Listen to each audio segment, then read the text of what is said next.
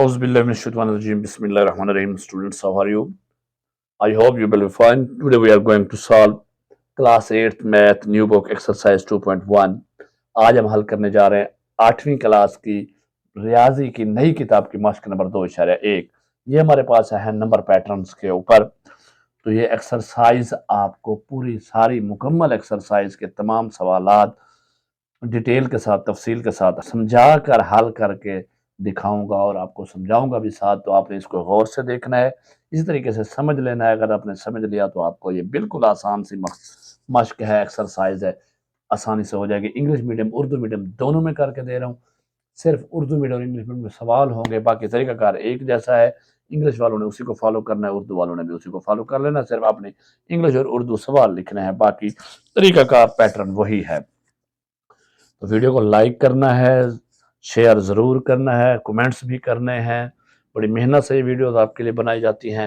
हौसला अफजाई करनी है, खुद भी चैनल को सब्सक्राइब करना, अपने दोस्तों कहना वो भी सब्सक्राइब करें। तो चलिए शुरू करते हैं। ये हमारे पास जो क्वेश्चन है, identify each number pattern and complete the sequence. हर अदद के नमूना की शनाख्त करें और सिलसिले को मुकम्मल करें। अब देखिए हमारे पास पहला सवाल है 28, 24, 20, 16 एंड देन डैश डैश हो गया। ये हमारे पास फिल इन द ब्लैंक्स है। अब इसको हमने गौर से देखना है। सबसे पहले क्या है, आपने इक्वल लगा के इस रकम को लिख रहे। लिखने के बाद आप इसे गौर से देखें तो आपको पैटर्न समझ आएगा, सिलसिला नमूना समझ आएगा।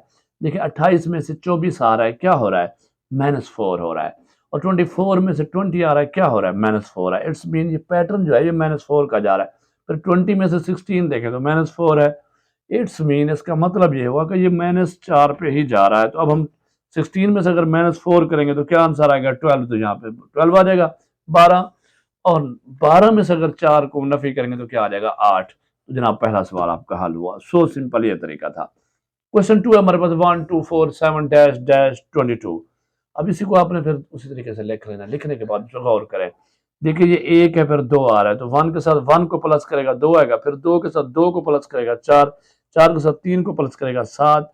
यानी एक एक स्टेप पे एक एक बढ़ाता जा रहा है। तो हम इसको देख लेंगे, ये एरोज लगा सकते हैं आप, नहीं तो समझने के लिए भी काफ़ी है। तो देखिए ये जनाब +1 है, फिर इसके साथ 2 के साथ 2 को जमा किया, पहले 1 को किया, फिर 2 को, फिर 4 के साथ 3 को जमा किया है।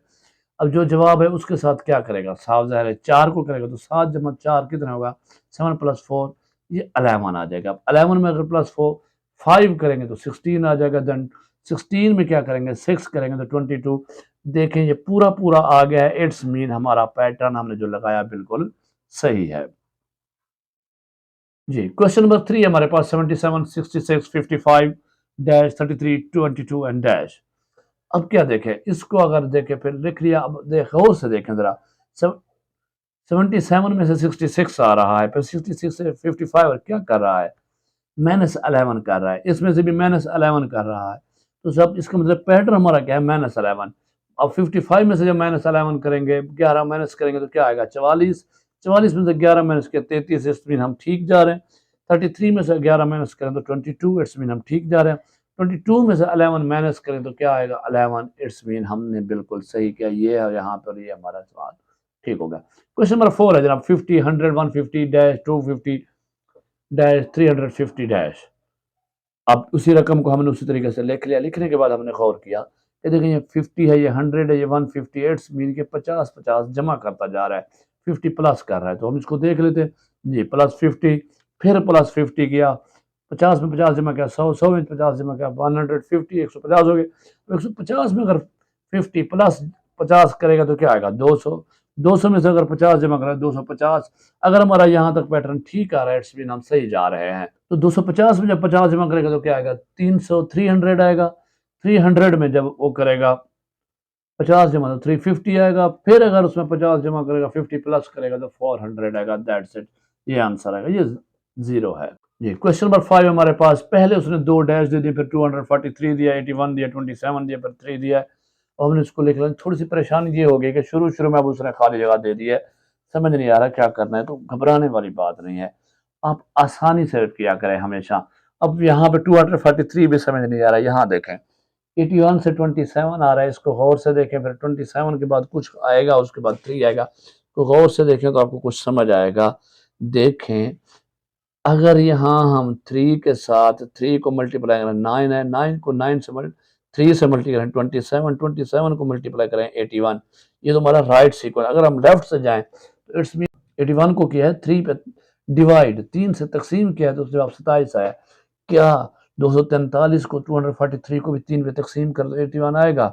जब आप हल करेंगे तो जवाब आपको आएगा, क्योंकि तकसीम का उलट क्या होता है जरा आप 81 से 3 को मल्टीप्लाई करके दें, 3 1 3, 3 8 24, एट्स मीन आ जाता है। अब हमने क्या करना है, हमने 243 को 3 से यहाँ उल्टा ज़रब देना है, जो जवाब आएगा उसी को हम ज़रब देंगे। कैसे? आगे देखें तो 3 आएगा। तो अब जब हम इसको फिल करेंगे तो देखें सबसे पहले हमारे पास आएगा 2187, 2187। इसमें 3 पे इसको तकसीम करें तो आ जाएगा हमारे पास 729। 729 को 3 पे तकसीम करें 243, 243 को 3 पे तकसीम करें 81, 81 को 3 पे करें 27, और फिर 27 को 3 पे तकसीम करें तो 9। गुड। और 9 को तकसीम करें 3 पे तो फिर 3 बचता है। जी बिल्कुल सही। तो ये जनाब आपका ये 5वां सवाल भी हल हो गया। छठा छठा उसी तरीके से उन्होंने जनाब अब यहाँ 2 पहले दे दी, एक सेंटर में दे दिया है।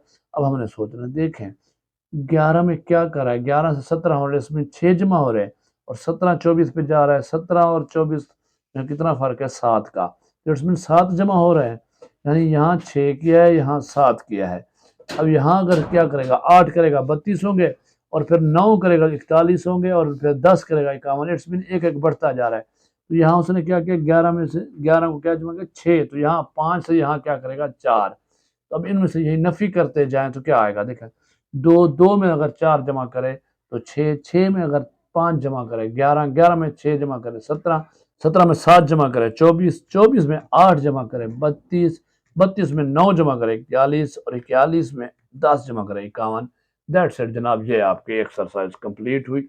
इस तरीके से भी इंतहाई आसान है, और इसका पैटर्न सीक्वेंस नंबर का आपका सवाल भी आएगा इम्तिहान में, तो आपने इसको गौर से देख लेना है, हल कर लेना है।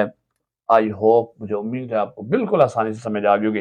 कहीं समझ नहीं आता तो पीछे करके रोक कर उसको दोबारा देखें। फिर से कह रहा हूँ, वीडियो को लाइक करें, शेयर करें, कमेंट से ज़रूर करें, खुद भी चैनल सब्सक्राइब करें, और अपने दोस्तों का वो भी सब्सक्राइब करें। अपना ख्याल कीजिएगा, मिलते हैं नेक्स्ट वीडियो में नेक्स्ट एक्सरसाइज के साथ। तब तक अल्लाह हाफिज़।